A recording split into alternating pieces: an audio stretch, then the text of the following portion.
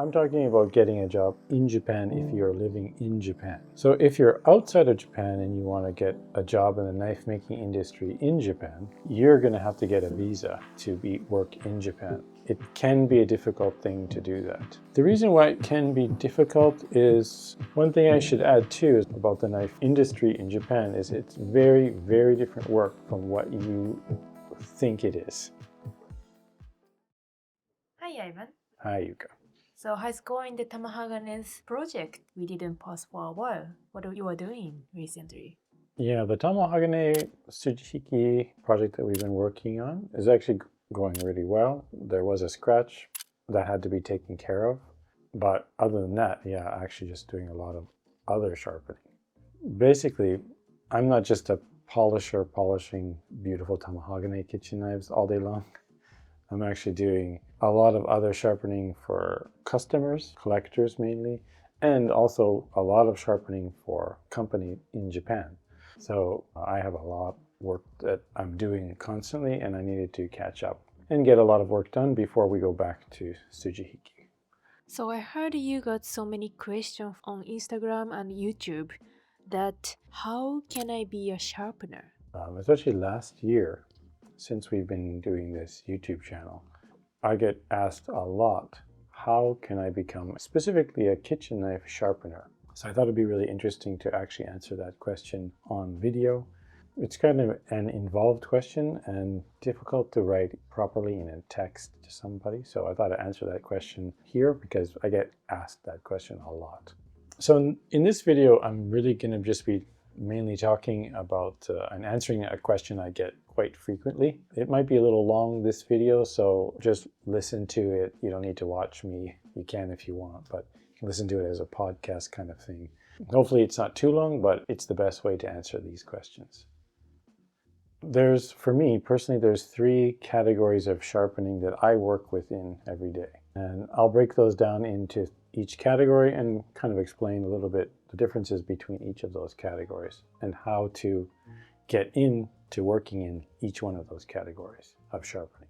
So the first category would be working in a knife shop as a sharpener. The second one would be either working in a sharpening company or having your own sharpening business. And the third one would be working for a knife making company in Japan. So before we get into each of these categories, I thought it's interesting and important to talk about what experience you would need to actually be able to enter any of these 3 categories of work. The basic fundamental skill is probably edge sharpening. Having a very, very good understanding and command of edge sharpening. I wouldn't say you need to be a pro, but you need to have some understanding and some experience in just basic edge sharpening. That doesn't have to be repairs. That can just be even maintaining your own knives to a very usable and workable condition. This kind of experience, you can obviously, if you're fortunate enough to have a really good knife shop within your city or town or wherever you live, I would actually really recommend going to take basic knife sharpening skills class. Nowadays, I think those are offered by almost every single knife shop. If that's impossible, then in this day and age in 2025, there's information on sharpening everywhere. So you can find some excellent videos on edge sharpening specific and all the fundamentals and understanding you need to actually do it. Then take those skills, practice them, and get to a level where you feel pretty proficient at doing it. That tends to be the basic prerequisite to actually getting into any of these 3 categories. It'll give you that foundation and understanding, which is important. Why do you recommend taking a knife class rather than watching a YouTube? I recommend taking a knife class, rather than watching a video. Basically because there's a lot of really fine, subtle details that can be lost that you can't really pick up from video. Nowadays, there's some really incredible videos with incredible close-up angles and a great description. But still, what I'm talking about is actually a lot of hand position, very subtle hand position, elbow, body posture, a lot of really subtle things about how much water you're using, how much, if you're using stones or machines. So there's a lot of subtleties that you can't pick up by watching a video, because obviously videos are not hours and hours long. It's just being there in person, because this is a very physical job, and being there in person physically to see the details and even the sounds is really important. So I recommend, if you can, take a knife sharpening class over video. That experience and having a teacher there with you to actually kind of guide you through each stage of sharpening is really invaluable. As for the tools that you need to start doing this, most likely you would be at home, so you're not going to be buying grinders or machines. So you'd be buying stones, those type of things to get started. I'm not going to go into detail about that because that's another completely different video. If you're interested in that, I can definitely cover that. But what I would do is, if you do have a shop near to you, just ask them what their most recommended beginner stones are. And most likely they'll be able to give you lots of information to get you started. So first I'll talk about the daily work that you'd be doing in each of these different categories.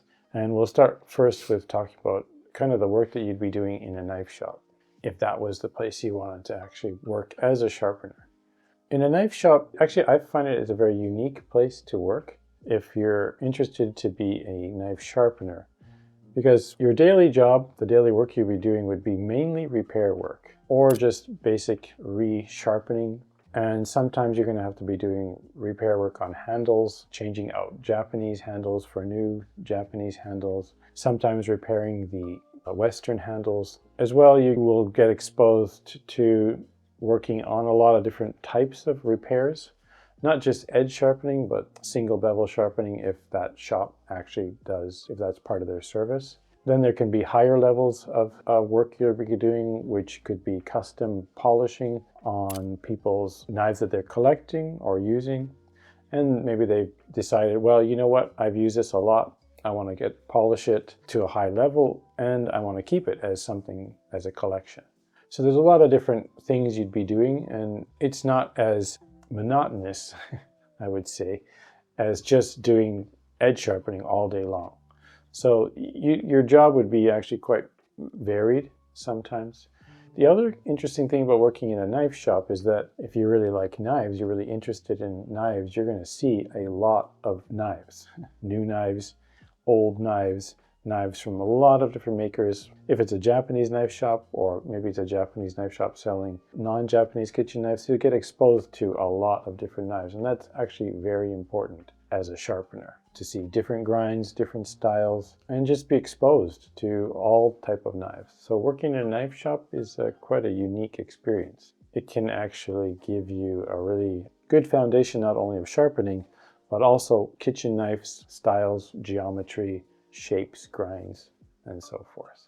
So the second category would be working in a knife sharpening, a shop specifically focused on only sharpening, so repairs, sharpening, or your own personal shop or your own personal business. And this would be a shop that is solely focused on repairs and sharpening of kitchen knives, but it could also be kitchen knives, hunting knives, tools, axes, chisels. So it's only sharpening. There's no retail side to it of selling kitchen knives. It's just basically a sharpening, repair, refinishing shop. That type of work, you're going to be doing probably the same type of thing you'd be doing in a knife shop. The volume would most likely be greater if it's for a company. Of course, if it's your own business, you can choose what you want to do. But I would imagine you'd be doing the same things. You'd be doing a lot of repairs, a lot of edge work, both hand sharpening and machine work. I should say in a knife shop as well, you'd be also doing both hand sharpening on stones and some machine work. But for in a knife specific company of resharpening and repairs, a lot of it would be machine work.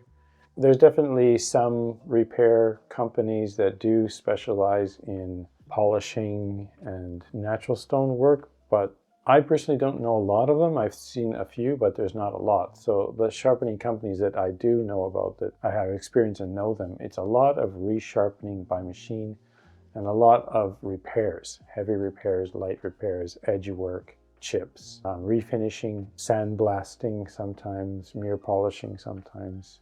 So it's also a lot of varied work. I find it very, very interesting, but it also depends on where you see yourself and what you like to do. If that's something you want to just focus on, you don't want to be a part of a retail shop, get experience maybe sometimes talking to customers, even selling knives sometimes. You just want to focus on the sharpening only, then I would actually say go work in a sharpening specific shop or company, or do it yourself. The sharpening company in Japan is actually not common at all. No. How about outside of Japan? That's true. Sharpening shops, resharpening shops in Japan is not really a common thing in Japan. Outside of Japan, I think recently actually it's getting more common. I don't know if an actual shop more so than maybe somebody doing it as a personal business.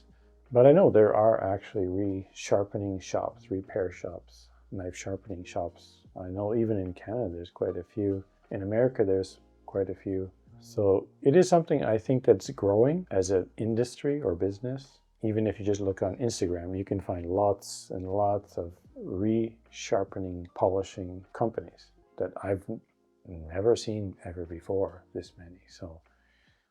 So the third category is working in a knife making company. So I'll talk about what I know, which is working in a knife making company in Japan, because I work in a knife making company in Sakai, Osaka.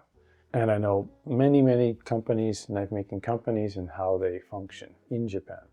First off, this is not resharpening shops. This is a knife making company.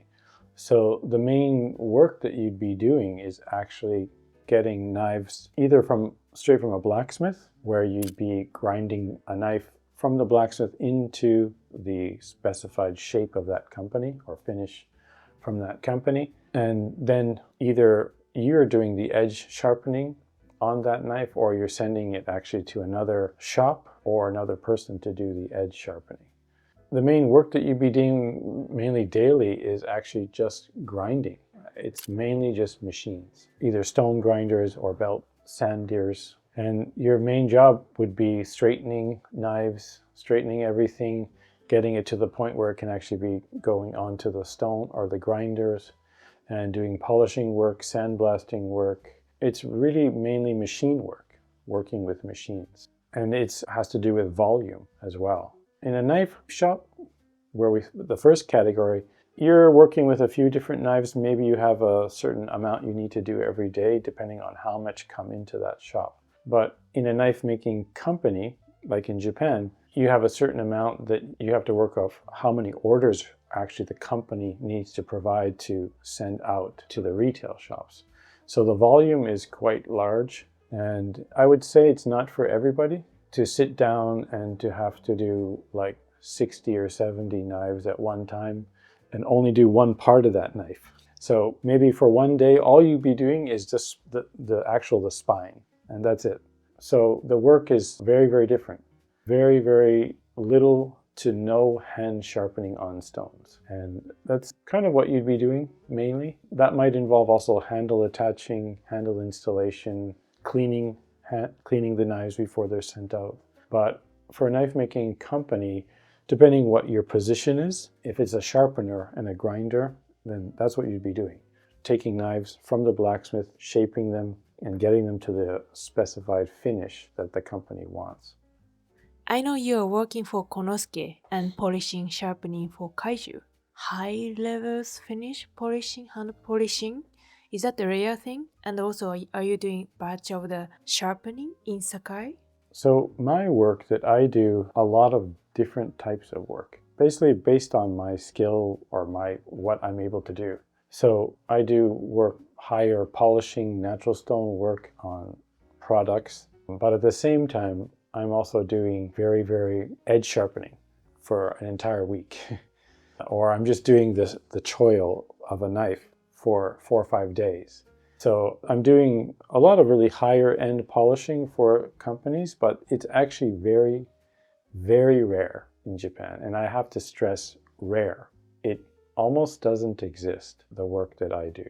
There's a few companies starting to do that recently, and there's one or two old companies that have been doing hand sharpening at a higher level, but generally it's extremely rare. So mainly what you're doing is batches of 10, 20, 30, 40, 50, 60, 100 knives at one time spread out over your working week. So I'll kind of go over now, how do you get into working in one of these three categories? The first two categories are quite similar, knife shop or sharpening specific shop.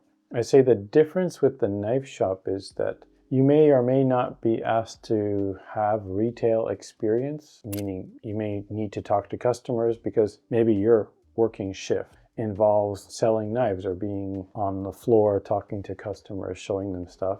Maybe you don't do that much, but maybe that's actually part of your job. So working in a knife shop, you may be asked to have that kind of experience, you may not, but it might be something that is part of the prerequisite to having a job as a sharpener in a knife retail shop. What you basically need in order to get into working into a knife shop is, as we talked about, the basic fundamentals of knife sharpening, and some retail experience is probably necessary or good. And then, just contact the shop. Maybe they have an opening, maybe they don't, but I would just contact them anyways, just to see what the possibilities are of working in that shop, whether it's local or maybe somewhere else in your country or area. The second category is similar, obviously, to the first, but I don't think there would be any retail experience that you would need. It would all be based on sharpening and your experience as your previous experience as a sharpener, whether that's professional or just as a hobby. And same thing, go to the shop, contact them. Are you hiring?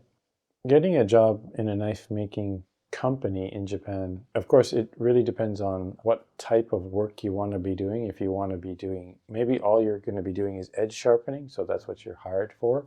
Or you actually want to get a job working in a knife making company to be a sharpener. What I mean by that is that, okay, I'm going to become a sharpener.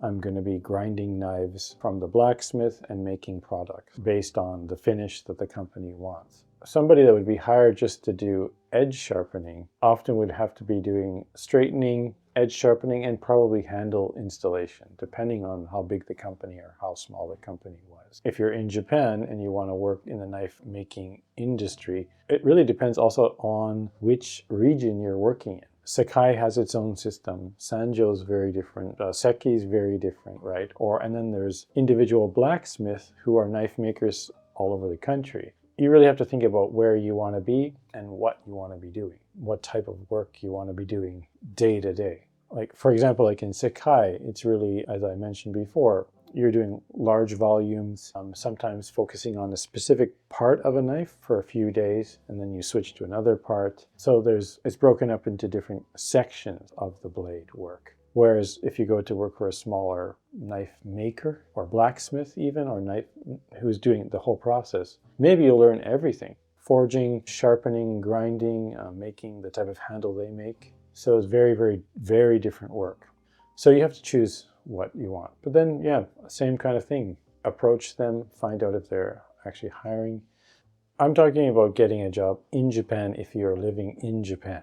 It really depends what kind of work you want to be doing. And obviously, in Japan, if you speak Japanese and you learn the knife making language, because there is a very specific terms and things in the knife industry, that makes it really easy to get a job in Japan in the knife industry.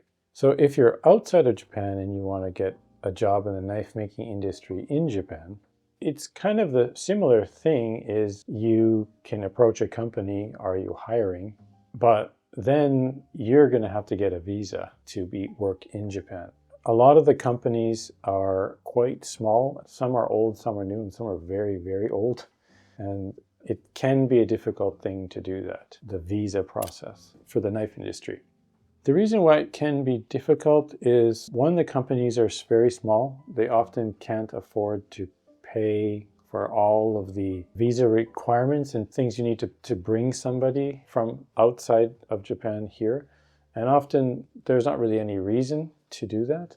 A lot of people, if you're going to start working for somebody in Japan, they don't want you to just work for a year, then you disappear. They really need people that can actually be long term. It's much better for companies. And it's kind of how companies work in Japan. Often, a lot of people in companies have been there for years and years. So the visa requirements and getting the visa is probably the biggest difficult thing. Of course, language is also really important, but the visa is difficult. For the knife making industry, of course, there's a lot of other industries in Japan you can work in, and there you can get a visa in those, but the knife making industry is a little bit very, very different. One thing I should add too is, like I mentioned before about the knife industry in Japan, is it's very, very different work from what you think it is. It's not hand sharpening, it's not polishing, it's mainly machine work. It's large batches of knives. It's very, very different from actually other sharpeners outside of Japan or knife making companies. Of course, there's knife making companies outside of Japan that also do the same kind of thing. The categories that I talked to before are very, very different, working in a knife shop or sharpening shop. When I first started my sharpening, I guess, career as a professional sharpener, where I was actually getting money to do what I was doing, that was in around 2007 when I first started this. And at that time, people thought I was crazy. How can you be doing this? How can you even think this as a career? It's just a hobby. Just focus on what you're mainly doing. Well, at the time, which was actually a chef. But now in 2025, I actually really feel you could actually think, okay, I want to be a sharpener professionally. It's something I want to pursue. It's something I do want to do. I have a passion for it, and you can do it.